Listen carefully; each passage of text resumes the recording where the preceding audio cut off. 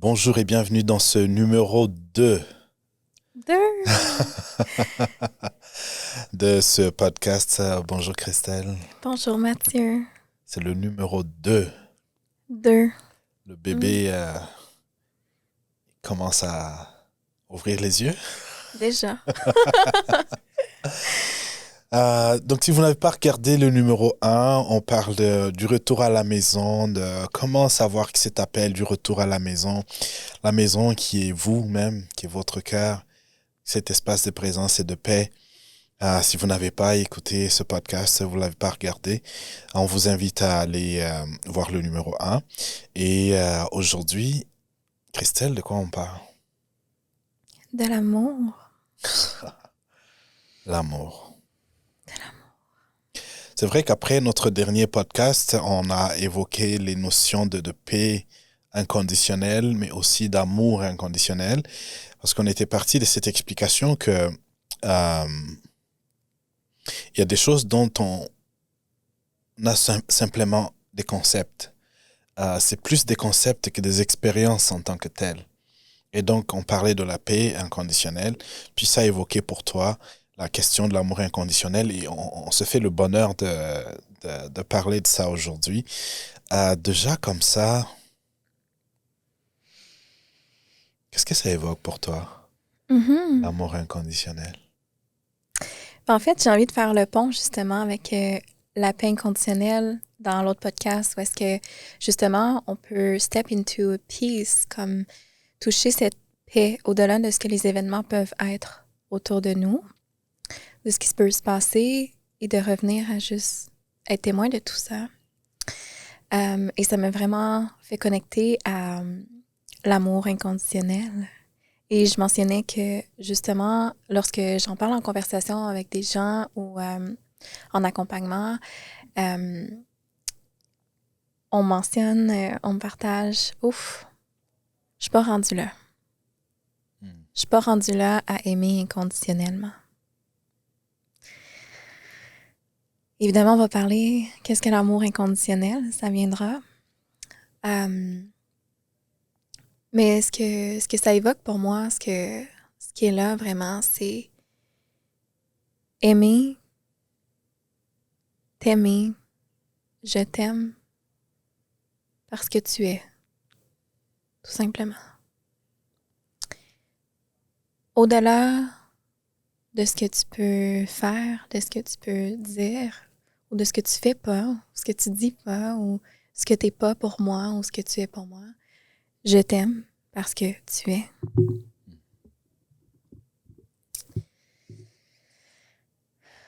C'est les premières choses qui viennent pour moi. Pour toi, Mathieu, qu'est-ce qui monte pour toi? Il y a deux façons de le voir. Il y a une façon que j'avais avant. Mhm. Euh, je savais même pas c'est quoi l'amour, pour te dire, je savais pas tout à fait. Ça, c'était plus un concept. Un concept, on dit je t'aime à un chum, à une blonde, à un parent. euh, on a trouvé des gens avant nous qui disaient la même chose. Puis on se retrouvait ici, puis on dit aussi ce que les autres disent. Euh, et parfois, quand on éprouve de l'absence pour ces gens, ou l'absence de ces gens nous éprouve, on a l'impression que notre amour est menacé, euh, comme si quelque chose souffrait de ça. Mais j'ai j'ai- j'ai utilisé le mot amour, aimer comme un verbe d'action, jusqu'à ce qu'il devienne juste un état. Mhm. Où ce n'est pas quelque chose que je donne. Où l'amour devient qui je suis. Où l'amour est l'expression naturelle du divin, naturel. Euh, importe que j'ai à l'exprimer à quelqu'un par des mots ou des gestes ou pas, c'est là. Parce que c'est de l'ordre d'un état, pas de l'ordre du faire. Le faire est une forme de manifestation de cet état, mais le faire n'est pas cet état. Donc pour moi aujourd'hui, ce que j'éprouve pour un arbre, lorsque je reste dans la présence d'un arbre, je le touche, je passe un moment avec cet arbre, jusqu'à ce que je commence à trouver dans l'arbre la condition de ma propre existence. Je suis parce que l'arbre est. Et l'arbre m'enseigne l'amour, que chaque jour il donne. Il n'attend rien. Absorbe tout ce qui peut être toxique pour moi. Il n'attend rien. Dans sa saison, il donne du fruit. Il n'attend rien. L'amour est rendu pour moi le bonheur d'être assis, à voir le soleil se lever,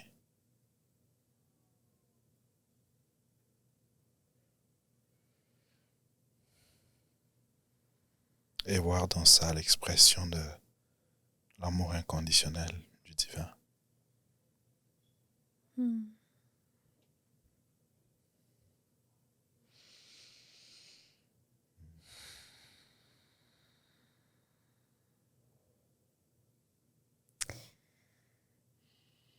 Merci. Merci tellement. Et à ça me fait connecter justement l'amour avec son concept. Où est-ce que on peut se demander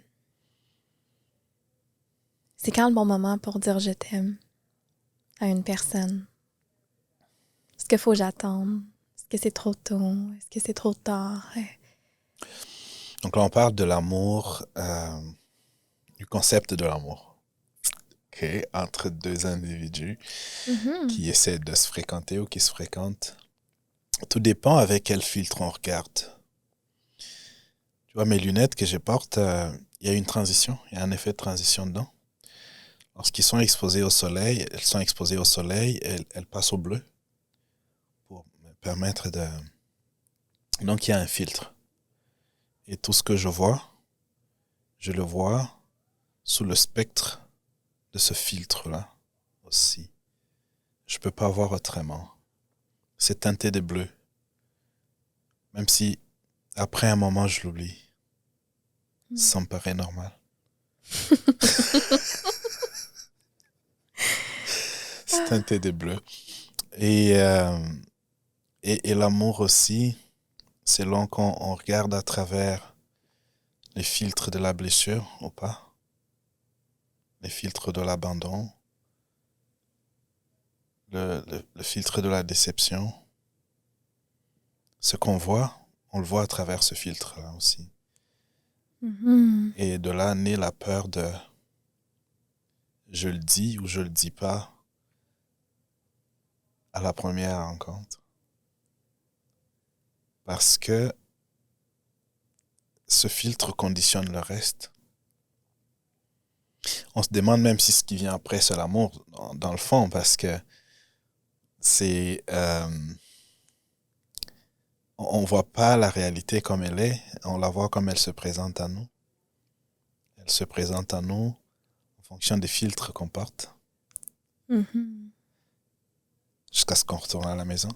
Mais la question, c'est quel filtre toi tu as. Selon le filtre que tu as, tu verras que ta définition sera différente de la mienne probablement. Et donc, il y a la peur. Il y a la peur. La peur a causé notre société maintenant à établir un certain nombre de règles pour dire, si on te le dit à la 3e rencontre, c'est pas vrai. Ah, que j'aime cette conversation. C'est pas vrai. Mhm. Parce qu'on travaille avec un concept. C'est la peur d'être blessé qui parle. C'est pas l'amour. Mhm. C'est pas le langage de l'amour. La notion de temps n'existe pas. Ne fait pas partie du vocabulaire de l'amour. Il n'y a pas de temps. La mère des enfants, je l'aime. Je le lui dis. Je le lui ai dit. Je lui ai dit ça avec de larmes aux yeux parce que c'est ça. Mhm. J'ai envie de partager un rêve que j'ai OK. fait. Ah oui. Ça, c'est intéressant. OK. Oui, ben, parce qu'il y a plein de choses qui découlent de ça. Donc, j'ai fait un rêve où est-ce que on me présentait, on me montrait en même temps les hommes que j'ai aimés dans le passé, les hommes que j'aime dans le présent et les hommes que je vais aimer dans le futur. Et les hommes, ici, on parle pas seulement de relations amoureuses. On parle de toute forme, que ce soit ma famille, des amis, tout ça. Le futur, c'est sûr, c'est vraiment intéressant parce que je reconnaissais personne. Donc, c'est comme, OK. Mais ce qui se passait, c'était, oh, but wait a minute. On me présente comme ça le passé, présent, futur, mais je les aime tous. Et j'étais libre de leur exprimer mon amour de la façon la plus naturelle qui me venait simplement à chacun d'entre eux.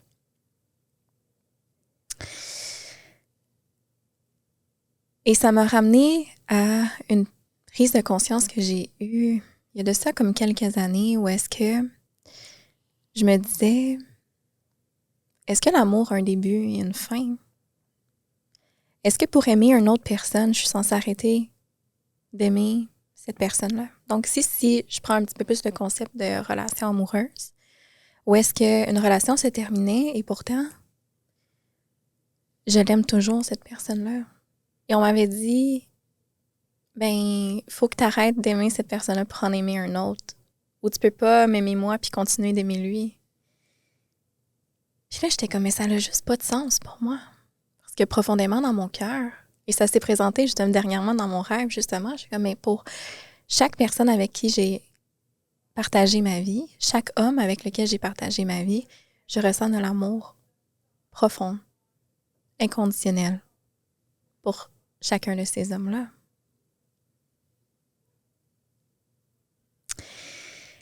Et si on peut mettre en lumière une image, en fait, notre cœur a une expansion extraordinaire. Et si je vous invite présentement à réfléchir ou à connecter à toutes les personnes que vous aimez en même temps, la possibilité d'aimer est infinie, de ressentir cet amour est infini.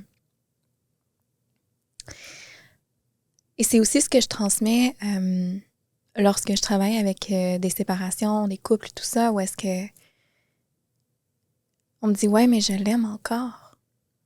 So be it and this forever. » Comme que cet amour soit là et qu'elle soit là pour toujours parce que la forme d'une relation peut changer, mais l'amour est, tout simplement. C'est bien dit. C'est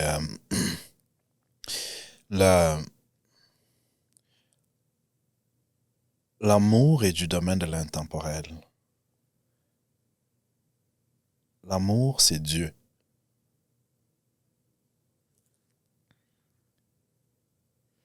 La relation est du domaine du temporel. Ce qu'on fait, c'est qu'on essaie de contenir l'amour dans une relation. Contenir ce qui est d'une condition, je dis condition, c'est les termes que j'ai, intemporel, dans ce qui est temporel. Ça ne fonctionne pas. Ça ne fonctionne pas. Euh, déjà, la prémisse selon laquelle, lorsqu'on on éprouve une connexion, appelons ça une connexion, ok? Parce que ça me crée un peu de misère d'interchanger ces termes, utiliser l'amour comme un concept. On éprouve une connexion qu'on identifie comme étant de l'amour envers une personne, et puis la prémisse qui dit qu'il faut qu'il y ait une relation avec cette personne est à questionner. Mhm. Il n'est pas nécessaire d'entretenir une relation parce qu'on aime.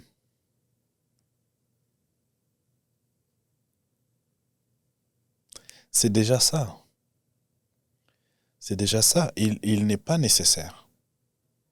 L'amour résiste au changement. L'amour ne change pas. Il n'est pas soumis à la loi de l'impermanence. Mhm. Et lorsqu'on veut que ça reste dans ce que la société a présenté comme modèle, moi je viens d'une société où j'avais des parents qui ont plusieurs partenaires, plusieurs épouses. Ma vision sur les relations est différente. Dans nos sociétés traditionnelles aussi, la vision des relations, il y a des tribus au Kenya où les femmes ont plusieurs conjoints, comme il y en a des hommes qui ont plusieurs conjointes, d'où je viens. Donc, ces gens avaient probablement compris quelque chose à laquelle a échappé le capitalisme. Et la personne qui a dit il y a le Eros, les agapés et tout ça, a même mis tout le monde dans un sac.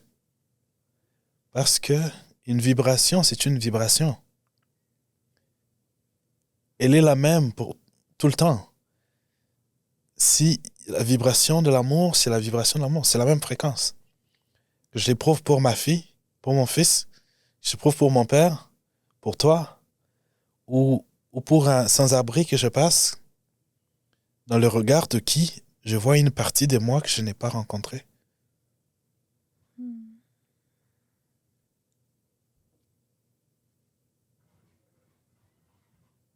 Cette fréquence est la même. Mais il faut le vivre de façon expérientielle, pas comme un concept. Mhm. Pas comme un concept. Ouais. Donc, le conditionnement, c'est la question, c'est la chose qui me vient en tête en ce moment, c'est a fait qu'aujourd'hui on a mis beaucoup dans le sac de l'amour ce qui n'appartient pas à ça, à l'amour. Donc, je pars du postulat que toutes les fois où il y a une connexion, c'est pas nécessaire. C'est pas nécessaire d'en faire une relation amoureuse. Il n'est pas nécessaire d'avoir une relation amoureuse pour aimer. On peut continuer à aimer après une relation amoureuse. Une liaison, pas une liaison, mais une relation. La relation, c'est un accord de dire, on a une petite vision qu'on peut harmoniser ensemble. On peut être plus fort à deux, ou à trois, à quatre avec les enfants. On va poursuivre cette petite vision ensemble. Et pour que ça fonctionne, il faut qu'il y ait quelqu'un ici à 7 heures, à 8 heures, et puis on a des arrangements. Ça, c'est le domaine de la relation. Il y a toutes ces ententes qui viennent avec la relation pour qu'elle fonctionne, mais qui ne peuvent pas, on ne peut pas assujettir l'amour à ça. L'amour ne connaît pas de contraintes. C'est facile de vivre une relation lorsque les deux êtres sont connectés à l'amour. Mhm. Mais ce n'est pas nécessaire.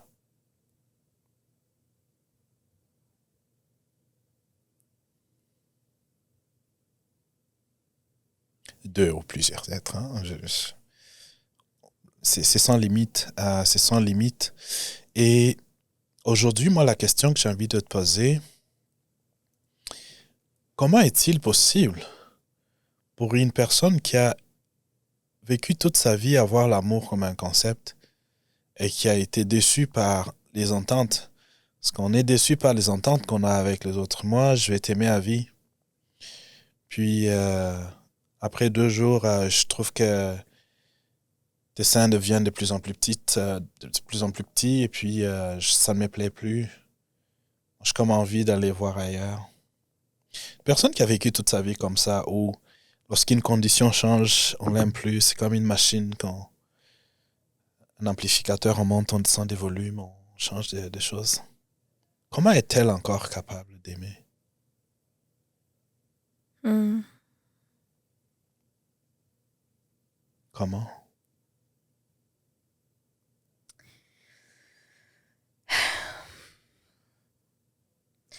En fait, ici, tu te réfères à la personne qui est... Laisser, Mhm. vécu tellement de choses. Et même en s'engageant à nouveau, elle est comme, ça va encore arriver. Et c'est comme si elle s'y attend un peu. C'est rendu ça. Hmm. Et ça vaut pour des gens qui sont toujours ensemble. Ouais. Et entre qui, il n'y a plus rien. Mhm. Qui ont construit des maisons et puis qui sont là parce que c'est stable. Mhm. La partie relationnelle est stable. Comment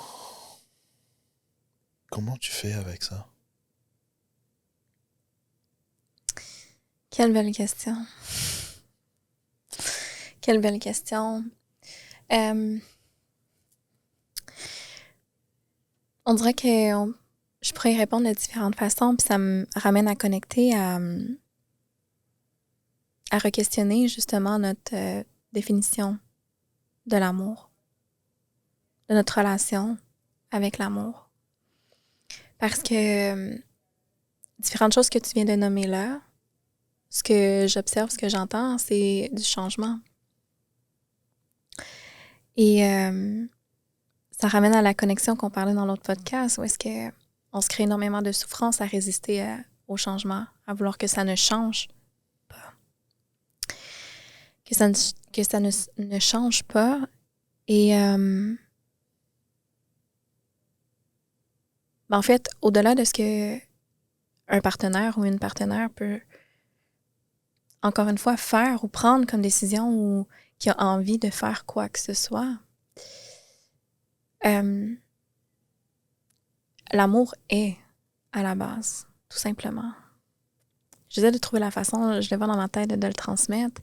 L'amour est à la base, tout simplement. Donc, c'est une invitation à... En fait, on ne possède pas personne. Et d'un retour à l'intérieur, à connecter à qu'est-ce qui est là pour moi, à qu'est-ce qui est vrai. Et à travers ce qu'on transmet, c'est comment que j'ai envie de vivre ma relation ou mes relations amoureuses. Si la personne est appelée, avec laquelle on partage notre vie, est appelée à autre chose ou a envie de le vivre autrement, ce qui me vient, c'est d'avoir cette discussion. Cette discussion de partager avec vérité, authenticité, qu'est-ce qui est là pour chacun de nous. Et comme que tu mentionnais, où est-ce que lorsqu'on prend la décision de partager notre vie avec quelqu'un, de bâtir une relation amoureuse, il y a des ententes. Like there's agreement and they can change. Ils peuvent changer, ils peuvent être rediscutés. Et tout ça n'a pas besoin de se faire dans la guerre.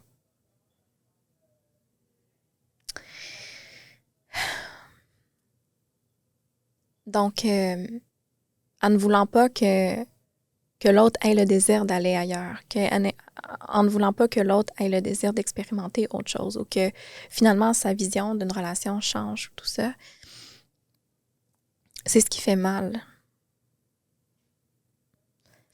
Et ce qui me vient en canalisant tout ça, c'est mon concept de relation, de réussite de relation également. C'est quoi? Est-ce que je suis censée rencontrer une personne et finir ma vie avec cette personne-là? Que je rencontre cette personne-là, c'est avec elle, je me marie, j'ai des enfants et qu'on reste ensemble pour le reste de nos jours. Est-ce que c'est ça la réussite? Ou est-ce qu'une relation qui dure 3 mois peut être une réussite également? Mais c'est quoi réussir? Donc, on dirait que ça revient un peu à ce que tu parlais tantôt de ce filtre également, avec lequel que je choisis de voir, de percevoir comment j'ai envie de vivre ça. Qu'est-ce qui est là pour moi? Qu'est-ce qui est là pour toi? c'est important de déjà reconnaître ce que l'amour est. Parce que tant que c'est confondu avec toutes sortes de concepts, Mhm. ça ne fonctionne pas. Il y a des gens qui ont des vœux de célibat, qui sont des moines, qui connaissent l'amour. Mhm. En dehors de tout contexte de, de, de partenariat de couple. Parce que ça ne s'applique pas qu'au couple. Le couple, c'est une application limitée de ce qui est universel. Et il faut venir à l'évidence que c'est ça. Ouais. Et que le reste, c'est assujetti à la loi du changement. Mhm. Et que tout peut être fait dans l'amour aussi.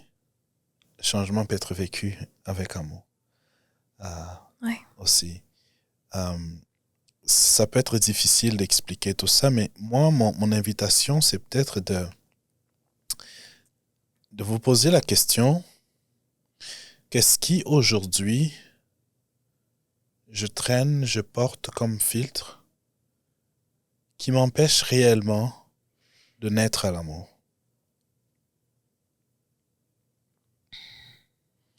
Quand je pense à l'amour, est-ce qu'il y a une peur qui s'éveille? Cette peur évoque quoi? De quoi est-ce que j'ai peur?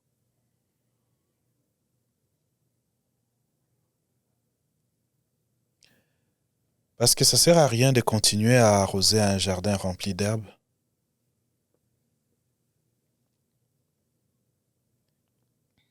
Faudra arracher l'herbe, la mauvaise herbe en premier, puis arroser les fleurs ou la pelouse. L'herbe représente le filtre à travers ce qu'on ne voit pas. On ne voit pas la pelouse. L'herbe a grandi, prend de plus en plus de place.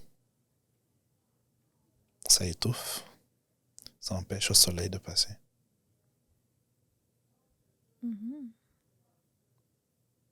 Tous ces filtres, toutes ces blessures, c'est important de regarder ces choses en face, Ouais. d'y travailler pour revenir à soi, revenir à son cœur, revenir à l'amour, revenir à la maison. Et on parle de la relation à l'autre. Et ce qui me vient présentement, c'est justement ce filtre dans lequel on entre en relation avec nous-mêmes. Lorsque l'amour devient qui on est, être avec l'autre est juste quelque chose de naturel. Mhm. Ça va se faire, simplement. Et si pour une raison quelconque ça doit changer, ça va changer naturellement aussi. Exact. Le retour à cette réalité de tout le mythe, tous les concepts, toutes les théories qu'on sait, qu'on a mémorisées, toutes les croyances à propos de ce que l'amour est, toutes ces choses qui commencent avec si. Si vraiment tu m'aimes, tu ne reviendrais pas tard à la maison. On ne parle pas de l'amour, on parle de la relation. Si tu veux Oui. que cette relation fonctionne bien, reviens un peu tôt à la maison. On parle de la relation. On met si. Bon, parfois on ne met pas si. Parfois on met quand. Quand tu aimes quelqu'un, Ouais. tu le lui montres dans.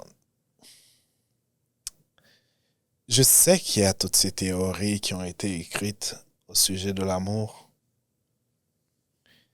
Moi, je fais confiance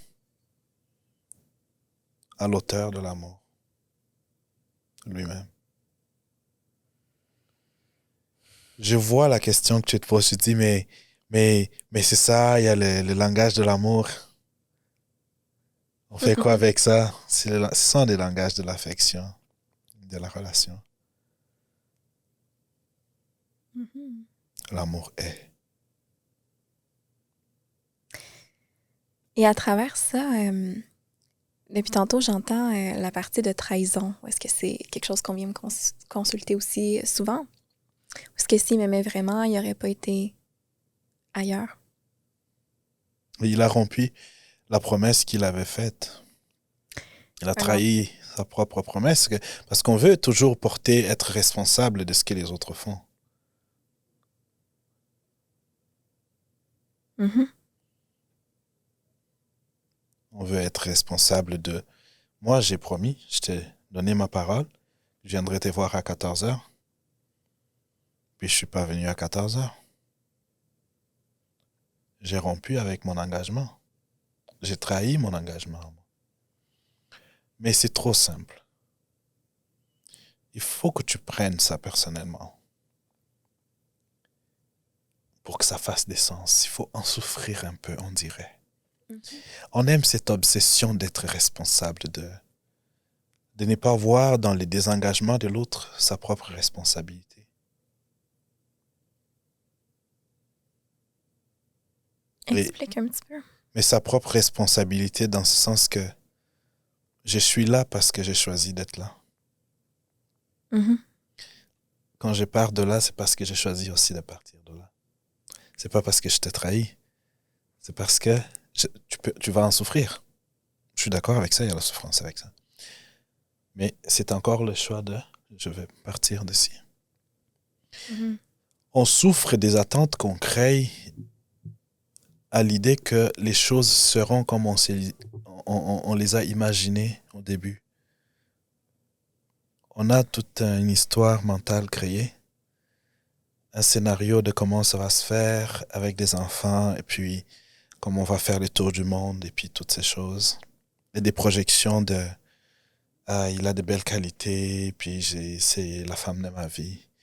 Ah, ça se peut bien qu'elle soit une bonne compagne, un bon compagnon.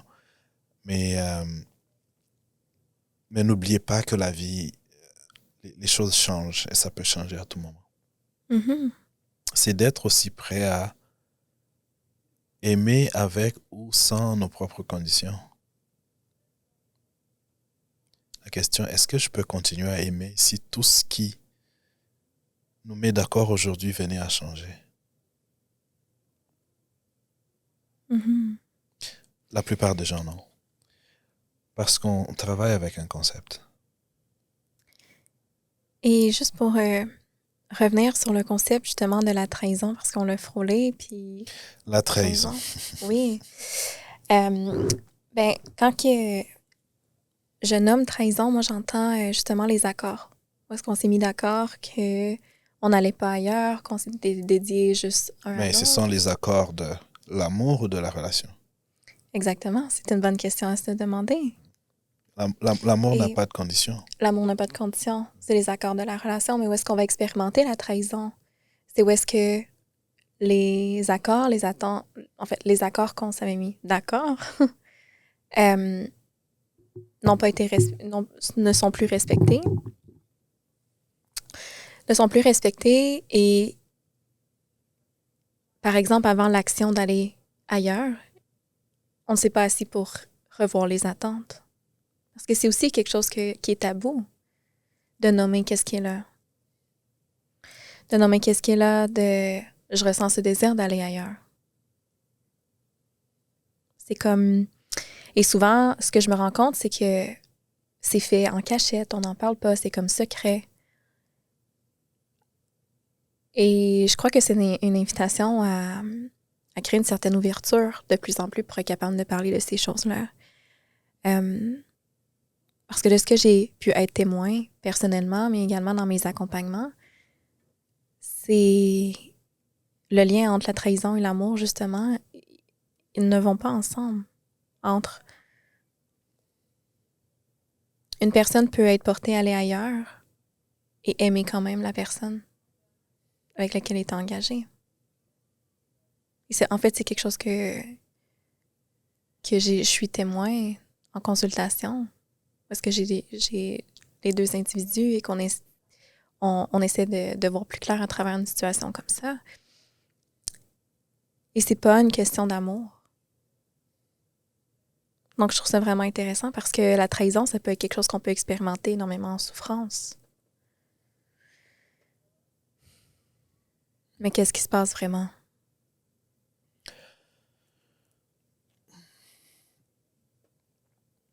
Encore une fois, ça revient à la rigidité qu'on a à établir des règles qui doivent être suivies et appliquées par des sujets qui sont assujettis à la loi du changement. Mhm. Parce que même les fondements sur lesquels la relation est basée, par exemple, il est sportif ou elle est sportive, ou toutes ces choses changent. Et les règles dans les relations sont établies aussi en fonction des facteurs qui changent. Parce qu'ils croient la même chose, mais les croyances évoluent aussi. Parce qu'on a la même vision, mais la vision change. Mhm. Moi, je te rencontre, je suis seul, mais un jour, je deviens un père de famille. Mes croyances sur la famille changent. Mes croyances sur mon rôle en tant que partenaire changent aussi. Du coup, ça change comment j'interagis avec toi dans la relation. Maintenant, si tu es figé à la vision du départ qui était d'une personne comme ça, ça va te confronter beaucoup parce qu'il y a un manque de flexibilité. Mhm. Tout, tout est appelé à changer. Ouais. Même l'apparence physique qui est même le point de départ par lequel, aujourd'hui, avec les sites de rencontres, les gens checkent des photos. Cette apparence change. On fait quoi de la relation? Mhm. Donc, en créant vos règles, gardez à l'esprit que tout change. Tout. Tout. Et quand je dis que l'amour est éternel, je suis vraiment dans le domaine spirituel, je suis vraiment dans le sacré. Et je sais que pas beaucoup de personnes vivent l'amour comme une expérience spirituelle. Ouais. C'est plus... on a l'âge pour ça et puis il y a un vide, il y a un manque, il y a d'autres raisons. Elles ne sont pas mauvaises. Dans le fond, tout est parfait. Tout est parfait, mais comprenez qu'il n'y a pas que ce que vous vivez qui existe. Mhm. Que ça pourrait se vivre, la relation peut se vivre avec certaines autres profondeurs lorsqu'on est à l'amour divin, sacré. Tellement. Et toute cette loi qui gouverne de bien paraître, la peur d'être mal vu, avoir raison, avoir tort, qui gouverne les relations, Mhm. ça se dissipe naturellement. Ouais. Je ne juge pas ceux qui se mettent ensemble sur ces bases-là. Non. Chacun doit faire les expériences qu'il doit faire, apprendre les leçons qu'il doit apprendre. Et, mais à un moment donné ou à un autre, il y aura un appel à questionner tout ça, à regarder si ça a été fait pour être vécu comme ça. Mhm. Il y a un manufacturier, le maître de tout. La nature nous enseigne comment aimer. On n'apprend pas beaucoup. Le soleil se lève chaque jour pour nourrir les plantes et nous nourrir aussi. Depuis des milliers d'années. Il s'éteindra un jour, notre étoile. Il aura pris le temps nécessaire pour nous enseigner. Notre terre nous enseigne aussi. On donne une graine, il nous donne un arbre. Il donne du fruit. Puis des fruits qui tombent, puis d'autres arbres qui poussent. La nature nous enseigne l'amour inconditionnel. L'oxygène, l'air qu'on respire, nous enseigne l'amour. Nous enseigne que c'est le même air qu'on respire. Tout le temps, le même air qu'on respire. La nature nous enseigne l'amour.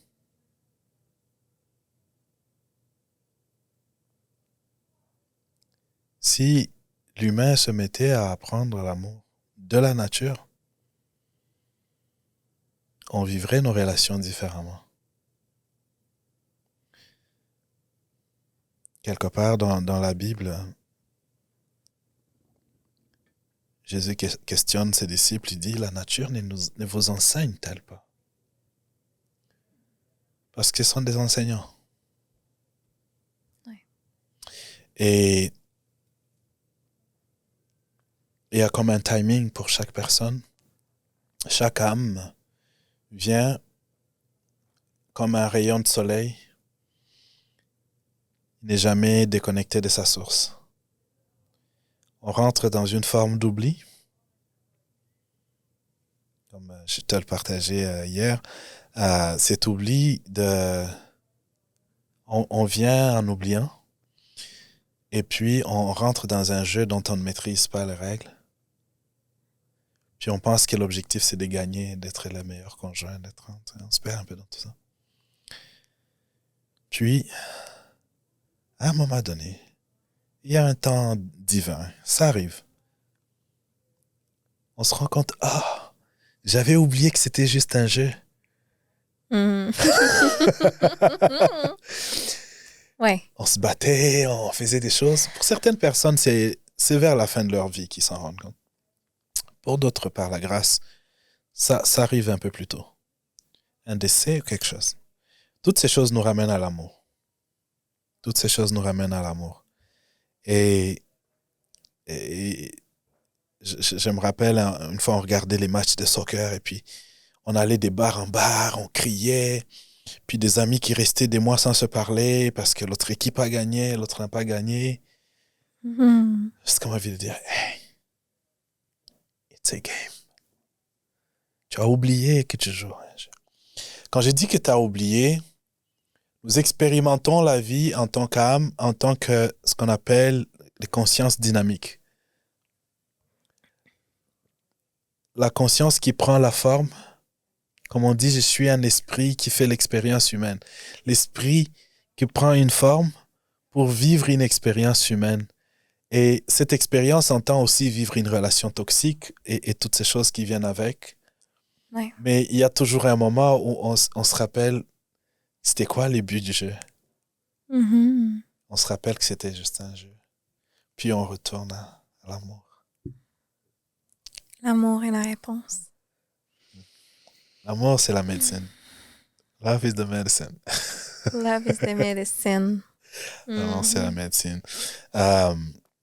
Je sais que ça peut paraître chevauchant si on n'a jamais expérimenté autre chose, mais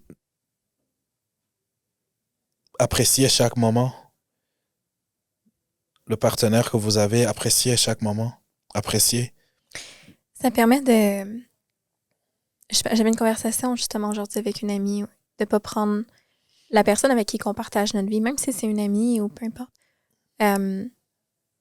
for granted, pour acquis. C'est ce qui permet, selon moi, de justement venir nourrir ce qui est là. Parce qu'en tant qu'âme, on vient à la vie, mais nous faisons l'expérience de l'évolution à travers les relations. Notre relation à la nature, notre relation à d'autres humains, et on grandit à travers ces relations-là aussi. Et même si c'est dans un état d'oubli, il y a dans la forme une croissance qui va se faire parce que chaque partenaire que tu rencontres, c'est un enseignant. Donc, le divin t'envoie pour qu'en tant qu'âme, tu fasses des expériences que tu dois faire. Exactement. J'irai même loin pour dire que tout, même les trahisons, font partie de ce qui est sacré. Mais on n'élaborera pas beaucoup là-dessus aujourd'hui, mais il faut prendre du recul pour qu'après, tu te rendes compte, tout ce que j'ai vécu toute ma vie était des conditions pour qu'un jour, je découvre, je me souvienne que je suis l'amour.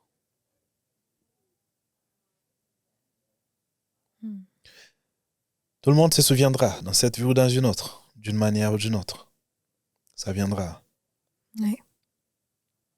Mais quand ça vient à un moment où il faut que ça change, ça peut être plus facile de laisser les changements se faire.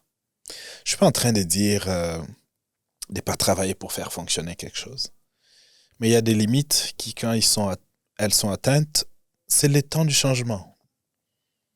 Le plus qu'on écoute les temps du changement, moins de dommages il y a. Exact. Il y en a qui restent beaucoup trop longtemps. Et ça fait beaucoup, beaucoup de blessures. Après, c'est du travail aussi pour guérir de tout ça et revenir à soi. À l'amour, à nouveau. Mhm.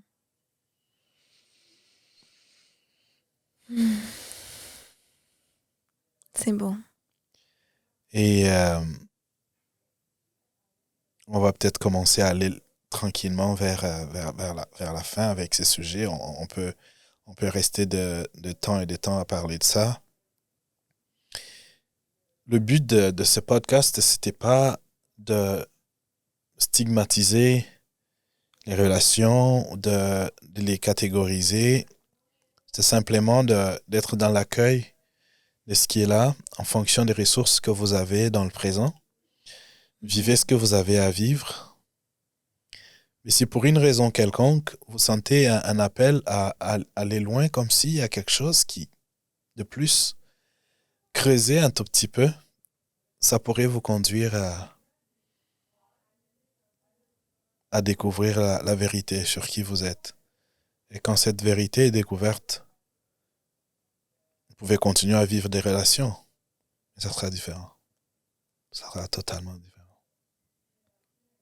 Totalement. Alors, un petit mot pour la fin, peut-être? Quelques conseils, parce que toi, tu vois plus des gens avec ce problématique-là de trahison, de séparation, des gens qui veulent expérimenter autre chose.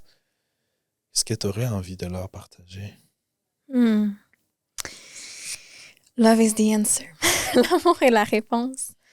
L'amour est aussi la réponse à la déception, à la trahison. Oui, L'amour est la réponse à tout ça. oui, oui. Et j'ai Love is the answer tatoué ici,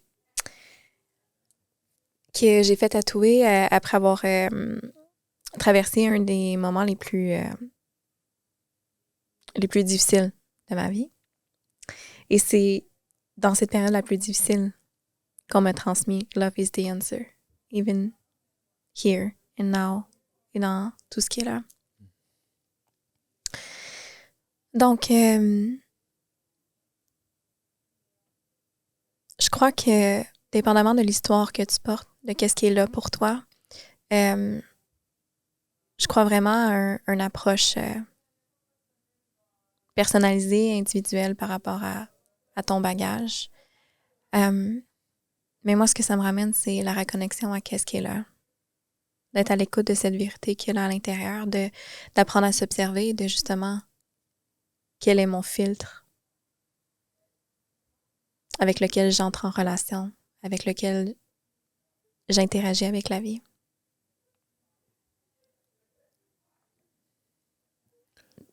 De revenir à ce témoin qu'on parlait dans le premier épisode.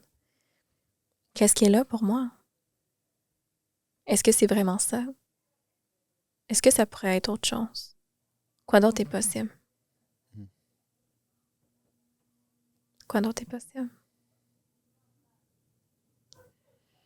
Quoi d'autre est possible? Et quand on fait la rencontre avec le possible, avec l'intelligence infinie, chaque séparation devient une célébration. Un moment de dire merci. Les aînés, les traditions l'avaient compris. Chaque passage, chaque transition, chaque changement était ritualisé pour dire merci pour ce que la vie a été et pour dire merci pour ce que la vie est. Dire merci pour ce que la vie va être et continuer le parcours parce qu'ils avaient compris. Et donc, c'est vraiment une invitation à vous questionner sur où est-ce que vous vous êtes rendu dans votre niveau de conscience par rapport à l'amour. Mhm. On se retrouve dans les commentaires, on se retrouve dans les messages et les courriels. C'était encore Welcome Home, un voyage vers soi. On a parlé de l'amour Hmm. avec amour. Avec amour. Avec tellement d'amour. On se voit à la prochaine. Merci, merci, merci. Merci d'avoir été là. Merci. À la prochaine. Merci. N'hésitez pas à partager. Si ça l'éveille quelque chose à l'intérieur de vous, si vous pensez en écoutant une personne, si vous pensez à une personne justement que ça pourrait peut-être lui faire du bien ou de simplement envie de partager. Spread the love. Partagez l'amour. Et justement, écrivez-nous des commentaires, des questions, interagissez avec nous, posez-nous des questions. Également, si vous sentez l'appel de recevoir un accompagnement par rapport à où est-ce que vous êtes rendu sur votre chemin de retour à la maison. On est disponible également pour vous. Merci. Merci. Merci.